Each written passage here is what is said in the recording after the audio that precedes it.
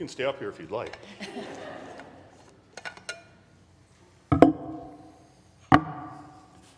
That's loud. Good evening. My name is Conley Jansen, and a year ago I told Pastor Dave I'd be willing to share with you tonight. And I'm cursed by his good memory.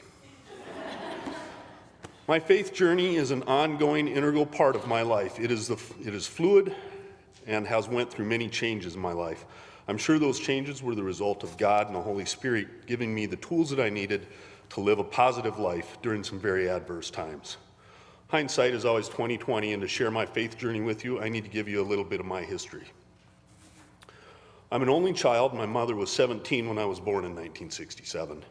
My heritage comes from original pioneer farmers in the Wilmer area and second-generation German immigrant railroad workers. That's a tough one to say. Both sides saw hard lives and large share of traumatic family events. Shortly after I was born, my dad chose to join the Army and serve in Vietnam. In 1968, we relocated briefly to Fort Benning, Georgia Army Base. The strain of the war, moving, and service life proved too much for my parents, and they divorced. It was as amicable as it could be, and I grew up with good relations with everyone. I can classify my faith journey into three main parts: youth, growth, and maturity. So starting with youth. When we moved back to Minnesota from Fort Benning, we were living with my mom's family farm with my grandparents and aunts. My mom met a construction worker in 1974, and we left Minnesota and joined the world of the ever-moving construction jobs. From ages 14 to 18, I lived in 6 states, 11 houses, and went to 14 different schools. The majority of those locations were south of the Mason-Dixon line. I learned at a very young age the harsh reality of being different at the bus stop, and I had my share of altercations. So during this time in my life, the one constant was my mom's love. This kept us in church and also ensured that my summers were all spent on our Minnesota family farm, no matter where we lived. Church, summer camp, and hard farm work were a large part of my summers. One of the most influential times in my youth faith development was in southern Oklahoma. We lived in a small town founded by Italian coal miner immigrants in the hill country. We lived there for about 4 years, and our church was a small Missouri Synod Lutheran church with a young pastor who was also an Army chaplain. By small, I mean we typically would have 10 to 15 people in a service. Most of that was us and one other family that we grew to be very good friends with. Thomas, a boy my age in that other family, would end up being a friend for life and best man at my wedding. When Thomas and I were acolytes in this church, we had no gowns. We didn't have the fancy candlelighter things. We would come up and we would light the candles with a book of matches. So that just kind of gives you an idea of how that church worked. His family taught me about poverty and about being happy with what God gives you. Those times at Trinity Lutheran Church in Oklahoma are the cornerstones of my conscious Christian faith. It was an extremely poor church, but I remember it as one of the happiest. If I had to claim one church home for my youth, it would be Trinity Lutheran. Those formative years in the poor backwoods of Oklahoma taught me about living life the best way you can with what you have, and always to work to better yourself. We left Oklahoma and moved to Houston, Texas at the beginning of my freshman year in high school. I went from a small hillbilly country school to a freshman class of 638 to my class in Houston. My time in Houston was a harsh introduction to street fights, gangs, segregation, racial and cultural violence. My friend group was mainly outcasts like myself that banded together. We were pretty much left alone because most of the other kids thought we were crazy and capable of using our science skills to exact revenge if we needed. This time in my life was also when I learned about substance abuse and abusive relationships. My stepfather was an alcoholic and very abusive. I dealt with this as best I could. I spent most of my time in my room or in the woods and bayous in the surrounding area of Houston. My continued summers on our farm, my strong ties to my friends in Oklahoma, and my mom keeping us in church are responsible for me coming out of that environment a stronger person. Church and Christian faith had become a part of my life that I recognized as an anchor in rough seas. In the beginning of my senior year, my mom and I moved out, and when I graduated, we moved back to Minnesota. The next chapter would be growth. is in my young adult life and growing in my personal faith versus the faith that I was living in due to my environment. So this was more my personal choices of how faith was going to interact in my life. All the men in my family have served in the military. I knew from a very young age that I was going to be in the military. At some point in my young mind, a realization came to me that I was going to become a Marine. Most likely this occurred in Oklahoma. The native population in that part of Oklahoma had strong ties to the warrior ethos of the Marines. It seemed to make them stronger and empowered them to be the doers of their communities.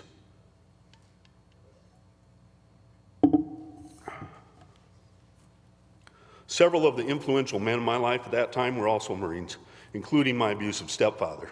For all his faults, I could still see how the Marine Corps had a strong line in his life. My mom was a home health nurse and a mental health nurse, so the idea of serving others was ingrained in me at a young age. When we moved back to rural Minnesota, I was a wild child from the big city, and small town Minnesota was not really prepared for me.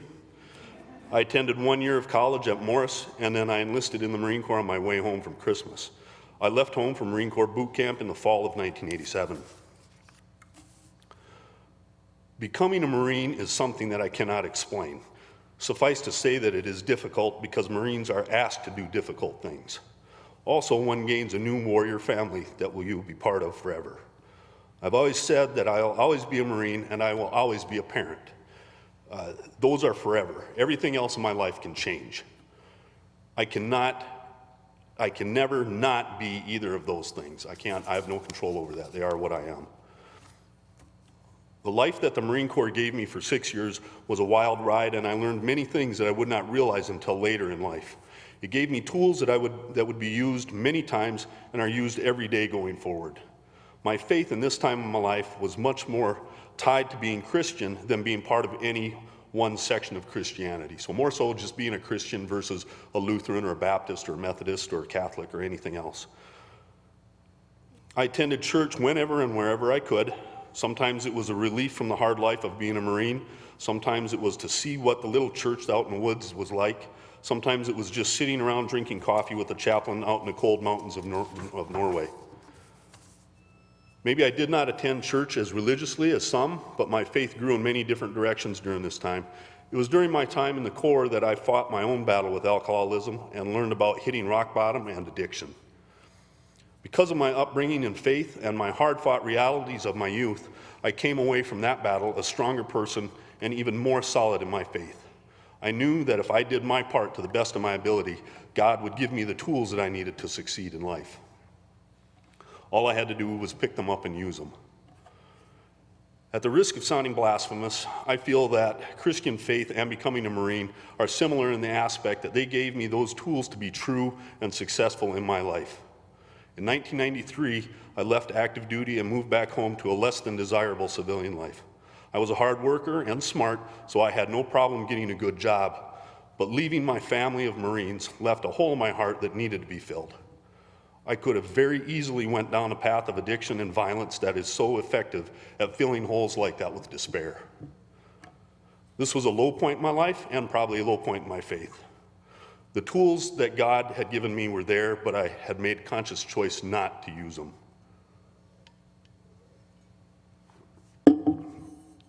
Luckily, this time in my life was very short, and then I met Patty.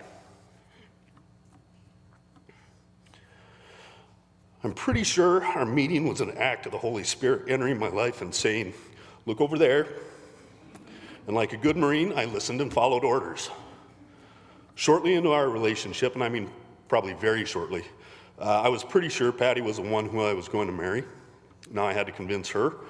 It took some time and creative thinking, but I managed to get it done. This started what I considered the absolute culmination of the events and learning experiences of my life.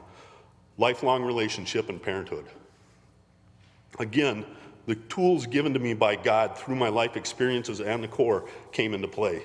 Those life experiences, even though hard sometimes, gave me a powerful sense of commitment and selfless dedication. In my opinion, those are the two most important aspects of being a spouse and a parent. Shortly into our marriage, we began building our family. Our goals were somewhat intentional, but also left room for life events that happen.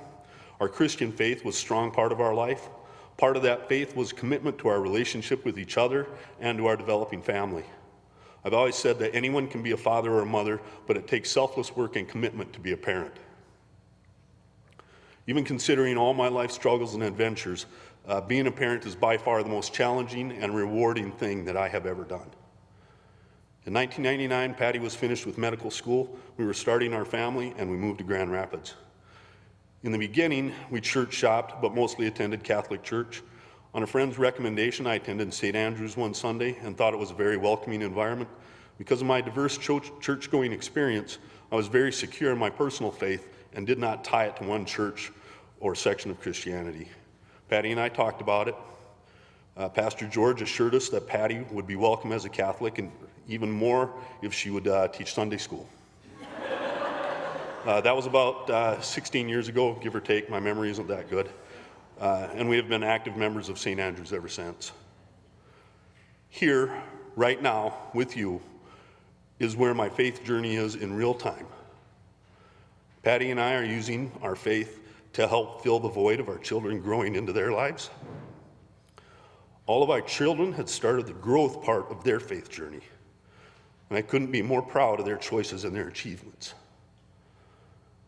I have come to base my faith on personal responsibility and using the tools that God gave me to the best of my ability. My faith journey has been rough at times, and my faith views might not be shared by many people. Looking through the lens of real time, right here, with you, my faith journey is extremely positive and has been successful in that I am a parent in a phenomenal family and part of a very solid faith community. Thank you.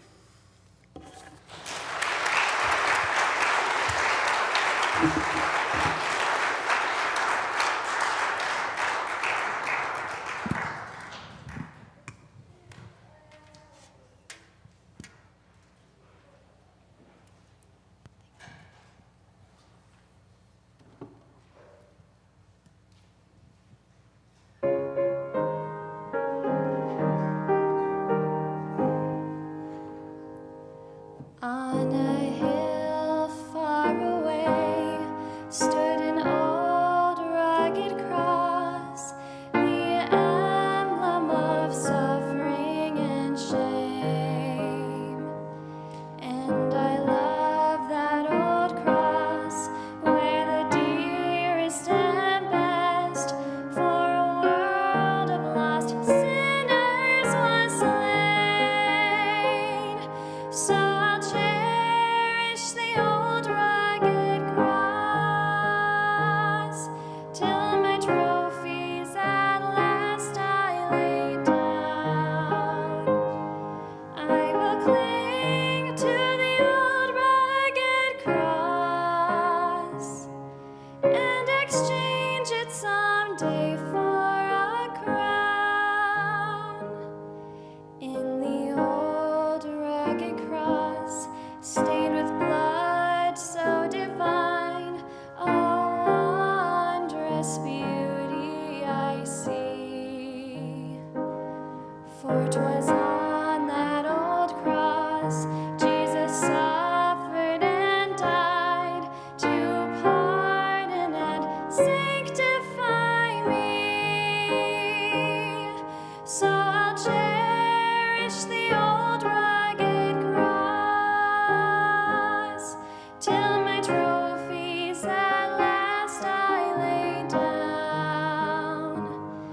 I will cling to the old rugged cross and exchange it someday for a crown.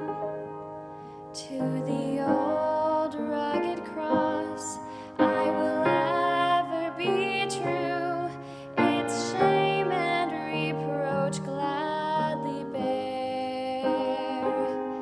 Then he'll call me someday